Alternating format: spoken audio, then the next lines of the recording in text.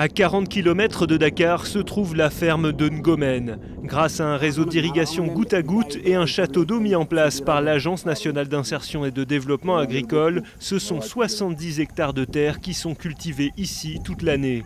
Fruits, légumes et céréales ne manquent jamais d'eau. Les agriculteurs, eux, ne dépendent plus de la saison des pluies. Avec le modèle que nous avons mis en place, notamment basé sur la maîtrise de l'eau, on a pu lever ces deux contraintes. Le temps d'occupation, vous l'avez vu sur cette ferme, il est maintenant de 12 mois sur 12, ce n'est plus 4 mois.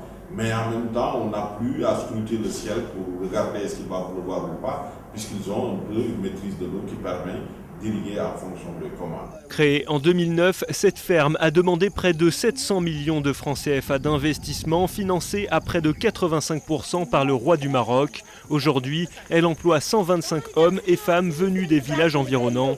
Les agriculteurs sont rassemblés en groupements d'intérêt économique de 25 personnes. Chaque groupement cultive 5 hectares de terre. Tomates, choux, piments ou encore sorgho, la ferme assure aussi bien des cultures vivrières que des cultures de rente destinées au marché local et à l'export. Toutes les fermes, dans le cadre de la stratégie de mise en valeur, conduisent 3 campagnes d'année. Les 2 premières de saison sèche sont destinées à des productions horticoles, production de légumes et de fruits, soit pour l'export, soit pour le marché sénégalais. Et la 3e campagne, qui est la saison d'hivernage, c'est pour produire des céréales destinées à la sécurité alimentaire des familles qui exploitent ces fermes.